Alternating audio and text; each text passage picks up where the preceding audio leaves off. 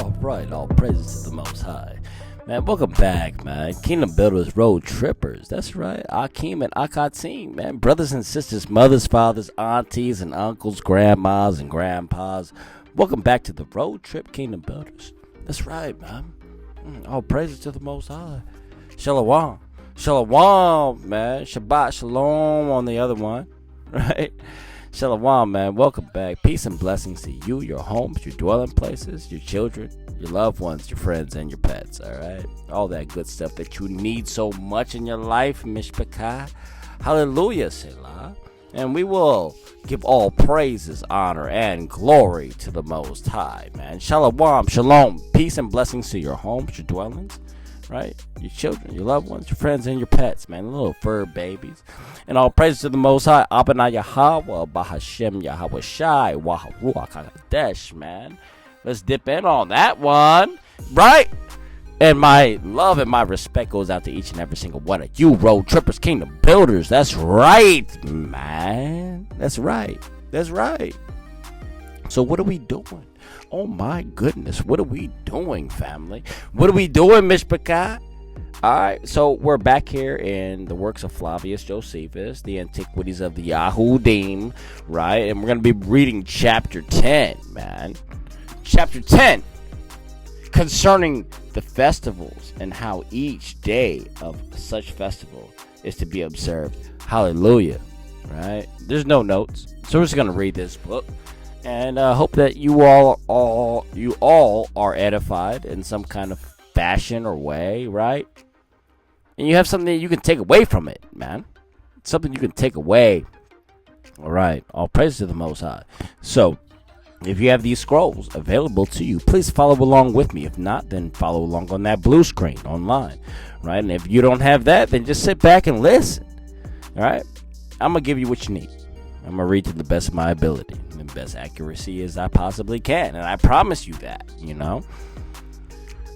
If you're new here to the road trip, my name is Aharon, and I just appreciate you being here, okay? So, no further ado, ladies and gentlemen, let's read, man. Let's begin.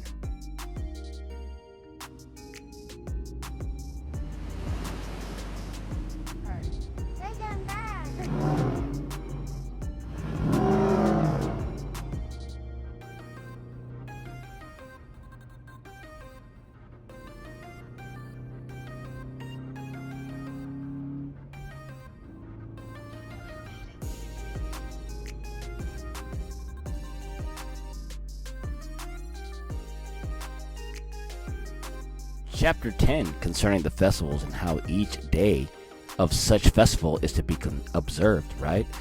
Section 1, and it reads, the law requires that out of the public expenses a lamb of the first year be killed every day, at the beginning and the ending of the day. But on the seventh day, which is called the Shabbat, right, the Sabbath, they killed two and sacrifice them in the same manner. And at the new moon, they both perform the daily sacrifices and slay 2 bulls with 7 lambs of the first year, and a kid of the goats also for the atonement of sins. This is, listen, pay attention, man. That is, if they have sinned through ignorance. That's the end of section 1. But why do you think he says if they sin through ignorance? Because ignorance happens every single day. You know what I mean? So we need to offer atonement at the end of every single day. Spiritually. Yeah, you don't have cows and bulls to offer, but you have a spirit that you can offer up to the Most High. And you better give supplication for the nation. You understand me? Hallelujah, Selah. Let's get some section 2. All right, it's real short, though. All right, let's go, though. Let's go. Section 2 reads, but on the 7th month, which the Macedonians call Hyperberatias, they make, in addition to those already mentioned, and sacrifice a bull, a ram, and 7 lambs, and a kid of the goats for sins. for sins. That's the end of section 2. So what, man? You hear what we're talking about here. Pay attention. Mishpachah, I love y'all. Okay, you know what I'm saying? I love y'all, bro. Man. Oh my goodness. Section 3, and it reads, man, pay attention. On the 10th day of the same lunar month, they fast until the evening. And this day they sacrifice a bull and 2 rams and 7 lambs and a kid of the goats for sins. And besides these, they bring 2 kids of the goats. The one of which is sent alive out of the limits of the camp into the wilderness for the scapegoat, and to be the atonement for the sins of the whole multitude. That's everybody. But the other is brought into a place of great cleanness within the limits of the camp, and is there burned with its skin without any sort of cleaning, right? No sort of cleansing. Just burn it. Burn it up, bro. Right? Burn it up, bro. What did he say? And it continues, and it said, with this goat was burned a bull, not brought by the people, but by the high priest, at his own charges, with when it was killed. He brought of the blood of the Kodesh place, together with the blood of the kid, of the goats, and sprinkled the ceiling with his finger. Man, he took his finger and just made a mess of the place. Right? 7 times. How many? 7. Just 7. No, just 7. That was enough. 7 was enough. As also its pavement. So he sprinkled the floor too, where he walked upon. And again, as golden altar, and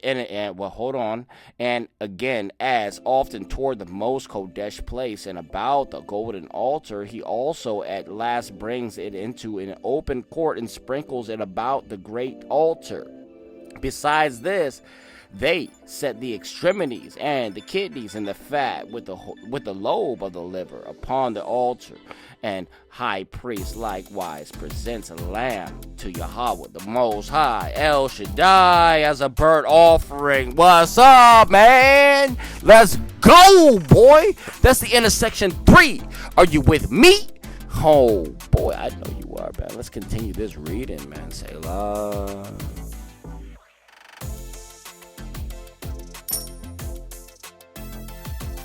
Right, section 4. What does it say? Mishpachah? Well, I'm going to tell you right now. All right, hold up. All right, section 4, and it reads, upon the 15th day of the same month, when the season of the year is changing for winter, the law enjoins us to erect tabernacles in every one of our houses, as if to preserve ourselves from the cold of that time of the year, right? As also to commemorate when we arrived at our own country and come to that country and come to that city, which we would have then for our metropolis, because of the temple therein to be built, and keep the festival for 8 days, and offer burnt offerings and sacrifice thanks offerings, and that we should then carry in our hands a branch of myrtle, right? Myrtle tree and willow, and a bow of the palm tree, with the addition of the pome citron. All right, that the burnt offering on the first of those days, right, was to be a sacrifice of 13 bulls and 14 lambs and 15 rams, with an addition of a kid of the goats, as an atonement for the sins. And on the following days, the same number of lambs. Same number, bro. Not different, Ak. Same number of lambs and of rams and of the kids, with the kids of the goats, by reducing by one of the number of the bulls every day, until only 7 were left. On the 8th day, all work was laid aside. And then, as we said before, they sacrificed to the Most High Yahweh, right? The Most High Yahweh. A bullock, a ram, and 7 lambs, with a kid of the goats, for an atonement of sins. And this is the accustomed ritual of the Hebrews, right? The Yahudim, Naga, when they pitch their tabernacles. Every time they set up, So we're gonna move today. Okay, when we set up, we already know we got a week of sacrifices we got to make to the Most High for getting us to the new location. All praises to the Most High, right? Do you understand where I'm coming from? That's right, Nog. That's the end of section 4, and we're gonna read section 5. Then we got 6 and 7 to finish it up. 7 to heaven, man, and we're taking it out the door. All right, we're taking it out the door. Yeah, that's right. Section 5, that's where we're at, right? Let's dive in, all right? What does it say? In the month of Xanthicus, which is by us called Nisan, right? The Hebrew, we call it Nisan, but the Greeks call it Xanthicus, right? And is the beginning of our year on the 14th day of the lunar month, when the sun is in Aries. For in the month it was that we were delivered from bondage under the Egyptians, right? Mizraim. The law ordained that we should every year slay that sacrifice which I before told you we killed when we came out of Mizraim, and which is called the Passover. And so we do celebrate the Passover in companies, leaving nothing to what we sacrifice until the day following. The feast of the unleavened bread succeeds that of the Passover and falls on the 15th day in a month, and continues 7 days, wherein they feed on unleavened bread, on every one of which days 2 bulls are killed, and 1 ram and 7 lambs. Now these lambs are entirely burned, besides the kid of the goats, which is added to all the rest for sins, right? That's the sin offering, right? For it's intended as a feast for the priest on every one of those days. But on the 2nd day of unleavened bread, which is the 16th day of the month, the first eat of the fruits of the earth, for before that day they do not touch them. And while they suppose it proper to honor the Most High Yahweh, from whom they obtain this plentiful provision, and the first place, listen, pay attention, Naga, pay attention. In the first place, they offer the first fruits, not the holdover, the first fruits, Naga, the best of their entire crop, of their barley, and that in the manner following. They take a handful of the ears and dry them, then beat them small and separate the barley from the bran. They then bring 1/10 deal to the altar, to Yahweh, to the Most High Abba Yahweh, and casting 1 handful of it upon the fire, they leave the rest for the use of the priest. And after this, it is that they may publicly or privately reap their harvest. They also at this participation of the first fruits of the earth sacrifice a lamb as a burnt offering to the Most High Yahweh El Shaddai, Naga. You understand me? That's the end of section 5. What's up, bruh? Yo, man. You feel that energy, Yasharala? You feel that energy, Akim and Akatim? Huh? Brothers and sisters, you feel that pouring out my pouring out my skin, bro. It's pouring out my pores, bro. It's not me, it's the Most High, Yahweh, bro. And the indwelling in of the Ruach HaKodesh. Wisdom, the dove, man. Man, brush off. Alright. Section 6. What does it say, man? What does it say? I'm gonna tell you. Sit back and shut up. Watch this.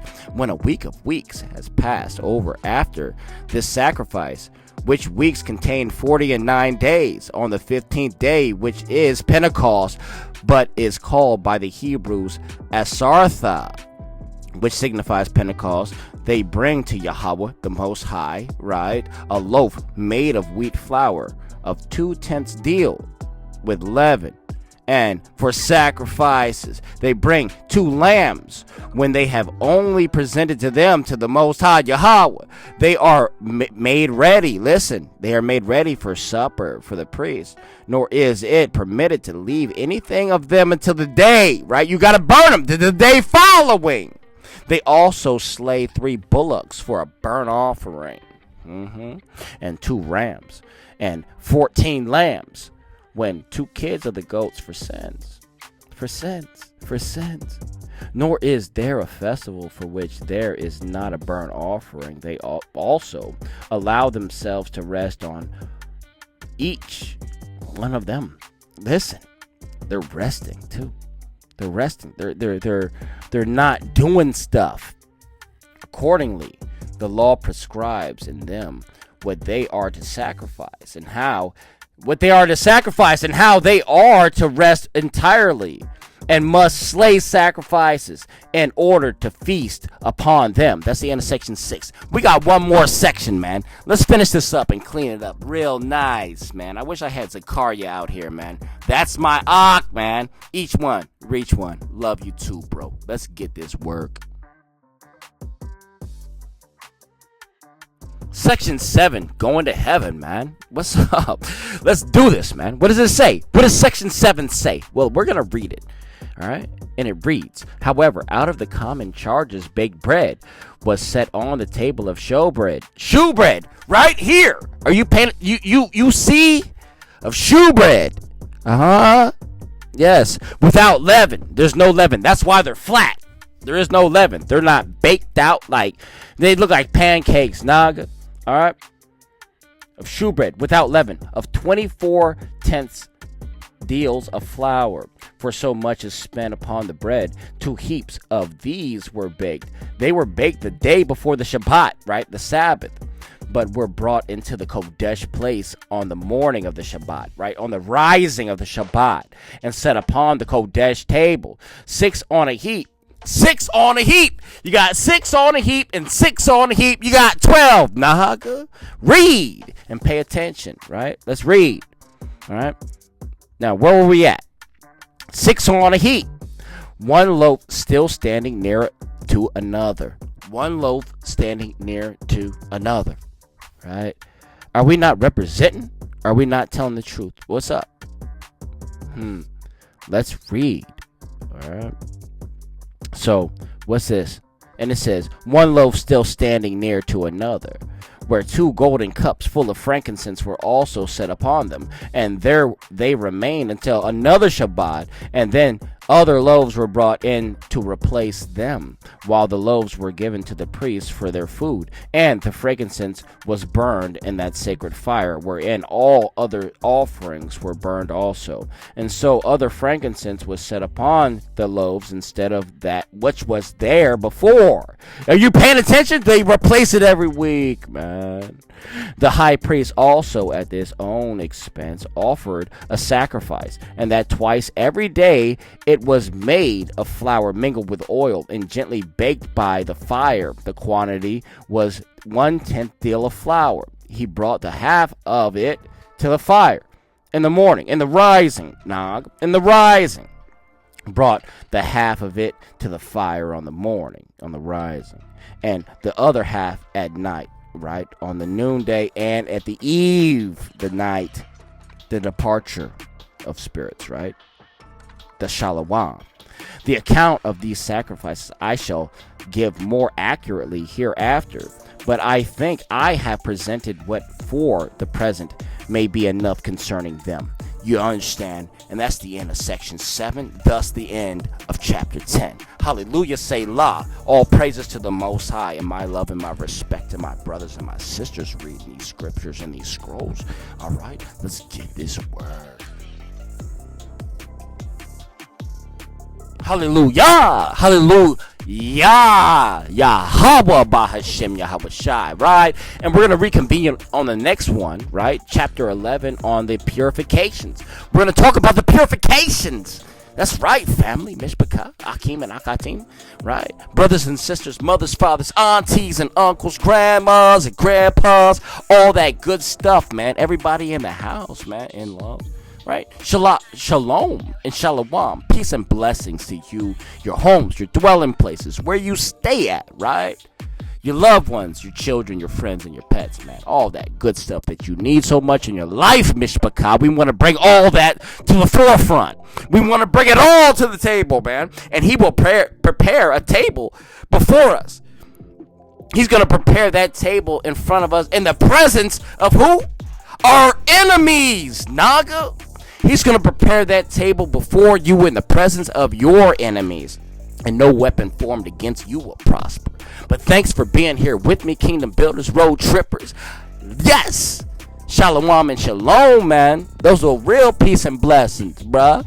That's right. I love you, and you know that. And as we always do here, we want to bid you peace and blessings on that road. This is the road trip, right? So be careful as you're driving out there on the road, to and fro, right? Here and there.